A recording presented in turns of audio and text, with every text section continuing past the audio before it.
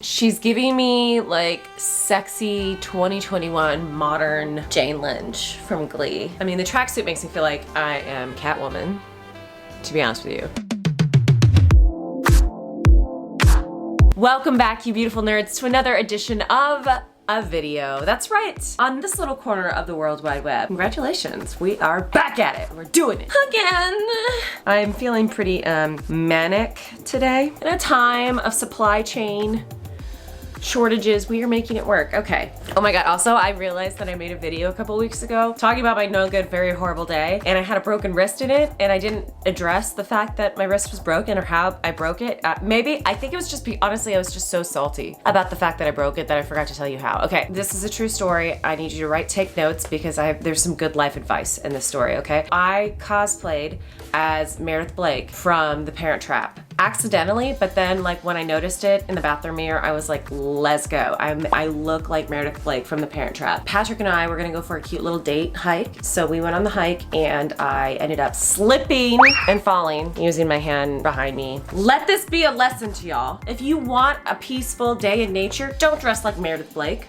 Bad things are gonna happen to you. That's just testing the universe. Always be a Lindsay Lohan, okay? Before we get started with this video, I need to put a little trigger warning, because in this video we're going to be talking about anxiety, depression, eating disorders, and all the like fun bag of coping mechanisms that comes with all of those things. You know, mental illness. And we're going to be kind of delving into those kinds of topics. So if you think that you might be struggling with an eating disorder, just take a step, check in. How you feeling? Talking about food can be very triggering, especially when you're in it. So just check in with yourself, see if this is for you. And if you think that you may be struggling with an eating disorder, please check out the helpful links in my description box below. So I came across this TikToker recently. Her handle is @thisisiona, and she is on a mission to prove that all food is good. She's a TikToker who is very upfront about her eating disorder. In fact, she often starts every TikTok by saying, "Hello, my name is Iona and I have an eating disorder." And in these TikToks, she makes the most fabulous,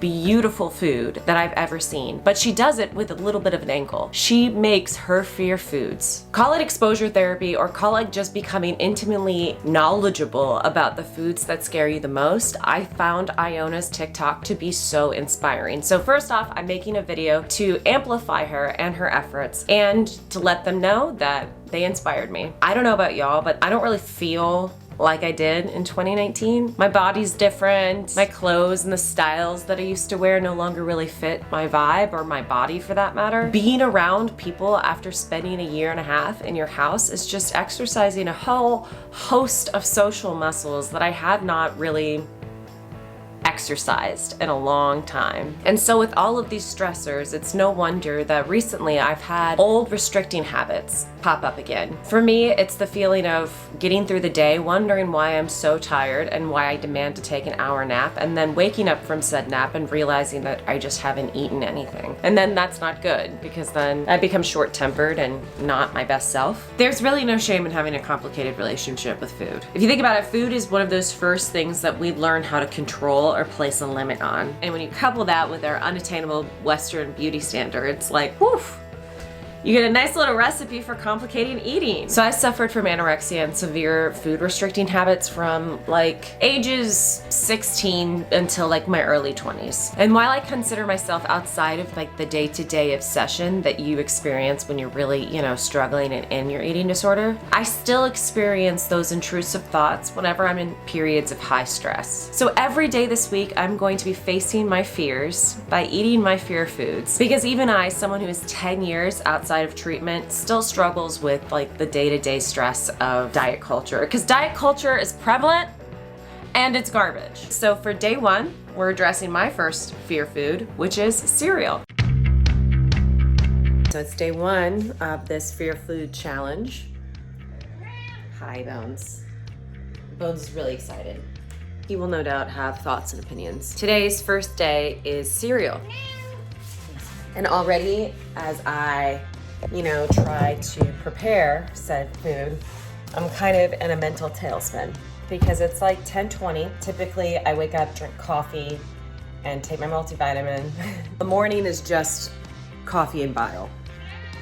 And cats, yes. And then lunch, we usually have like a meal, like something we sit down, we, you know, eat leftovers from yesterday's dinner. However, if I eat cereal now, I'm hungry now. If I eat cereal now, like, ooh, what is that? What does that mean for my lunch later? You know, like I'm already kind of like mentally trying to do the mathematics involved with keeping myself in line with this trash expectation that diet culture has instilled in me. So I am just gonna let it all go, have a bowl of cereal, see how I feel. My favorite thing about Fear Foods is none of it makes sense.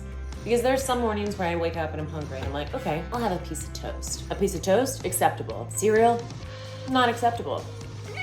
I know, why is that? It doesn't make any sense. Cereal today was Raisin Bran Crunch. I know. I wouldn't say that Raisin Bran Crunch is like my favorite cereal. I think that title belongs to Cracklin' Oat Bran. This Cracklin' Oat Bran is crack cocaine.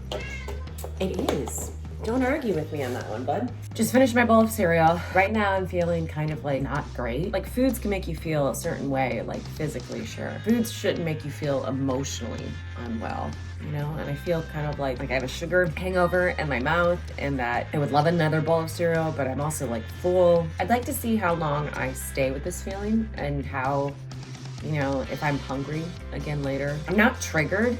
Maybe I am a little triggered. Maybe I'm a little triggered.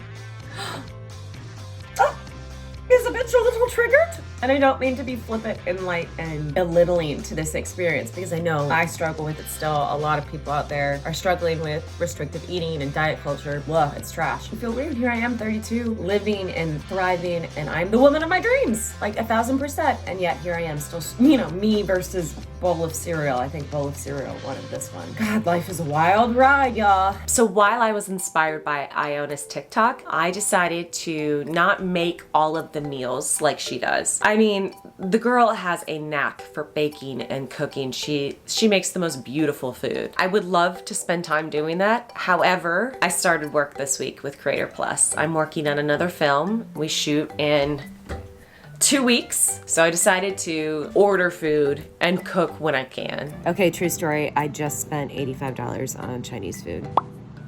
Because it's Chinese food day, yay. Let me move into like a better lit area. I don't know why Chinese food has always felt dangerous for me. I think it was because growing up, it was a treat, something that my mom would reluctantly give us. And she would always say that like Chinese food is very salty and it's not good for her. And she's got, you know, health issues. So she's not wrong. Like she shouldn't be eating with high blood pressure. She probably shouldn't be eating a lot of sodium. There's kind of like a weird anxiety baked in fear that eating Chinese food, wow, I can't believe I'm sharing this with the internet. Hello. But that this genre of food could hurt someone, namely my mom. So I feel like that's kind of one of the reasons why I've always been a little hesitant. But you know, tonight I was on Grubhub.com. It looked really fucking good. Everything looked delicious. So that's how I ended up spending $85 on Chinese food. And it's gonna be here in like 30 minutes. He's very excited. What I loved about this challenge is the amount of permission it gave me to be present with my food. This challenge also really put a spotlight on unwritten, silly rules that I have for myself. And so by creating this like little container of a challenge, it made it okay for me to deviate from those rules and to also kind of slowly expose all of the irrationality behind these stupid laws that I have. Also, it's just fun looking at a menu and being like, hell yeah, I'm gonna order that with the side of cheese. Yes, that's because I'm addressing a fear. Hell yeah, like that part was really fun. So we're here at Maury's, which is a popular bagel spot here in Los Angeles. I had no idea it was gonna be this poppin'. I'm glad I'm part of the hype. I'm trying something new, but this is great. I'm here to get my bagels. Confession time. I had to take a day off. I ate my Chinese food and then I had to take a day off. I realized yesterday that an old tendency came back. And so I took the day off, but now we're back at it because I want to, not because I feel like I have to. And I want to because I'm learning so much about myself. Like for an example, I love Americanized trash Chinese food. It's so good. It's so good. It's fast food. It's fast food, but it's so good. And I don't think I would have like really allowed myself to realize this outside of the parameters of this challenge. Likewise, I'm gonna go eat some bagels. And I actually really like bagels. I was thinking about it on the drive over to Maury's. When I think of bagels, I think of being messy in my 20s in New York City. It was wonderful. I have like a good memory about bagels, but because it's a food fear, it's also intertwined with this like sense of guilt, because inevitably I would feel guilty about my walk of shames because of purity culture and all that shit. But that's another video. And I say all this because I think food fears can be super irrational. I like bagels. There is no reason why I should be afraid of them,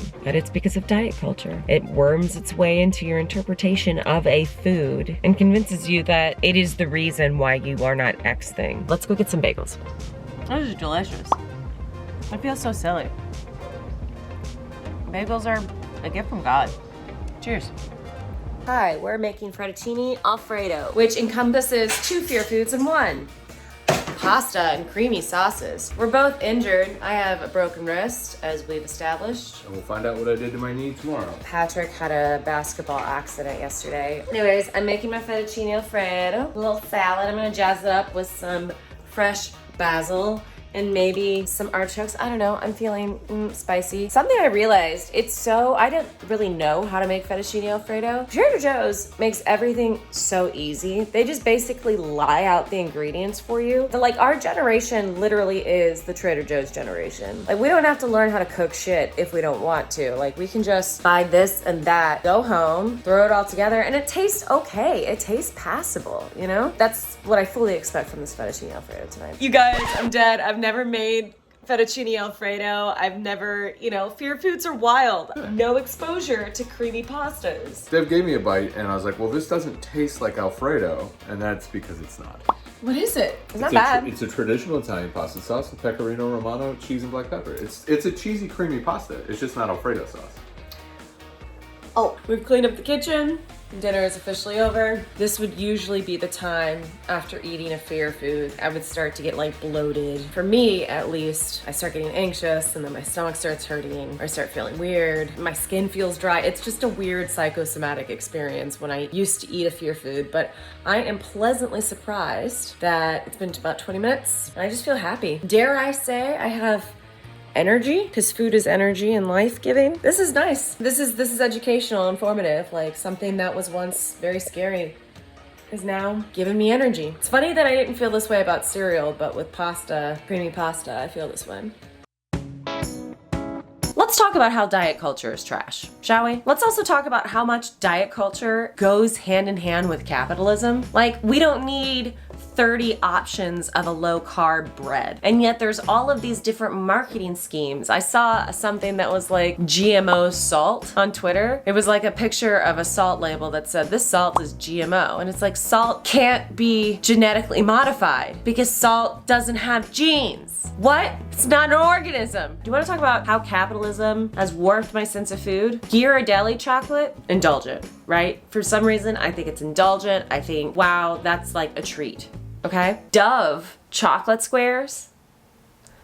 I deserve it. Why? I'm convinced it's because how sexy they made the Dove commercials. Do y'all remember them? They always featured like a woman in like a silk nightie, like sneaking down to the kitchen at midnight and unwrapping like a little piece of chocolate and being like, this is the only source of joy in my life. Do you see what I mean? Do you see how there's so many foreign external stories around food that are just embedded in our consciousness? That's why I thought this challenge, which is so simple in its construction, is perfect for just exposing all of these silly little stories we tell ourselves. If you're gonna try this, I would highly recommend having like an arsenal of tools for you to help you on the other side. Stress and anxiety can start to creep up throughout your day, and just connecting with your breath, it really helped me. Since we are rapidly approaching the holiday season, tell me in the comments below, I wanna know A, your favorite holiday recipe, and B, what food may cause you the most fear in this time. It could be the same thing, could be the same food, but I feel like by validating each other in the comments, we'll start to kind of dismantle these silly little narratives. That's it for me. I love you, you beautiful nerds. Look at my lame little hand, my little lame hand. And I'll see you next week. Here she comes. Wee!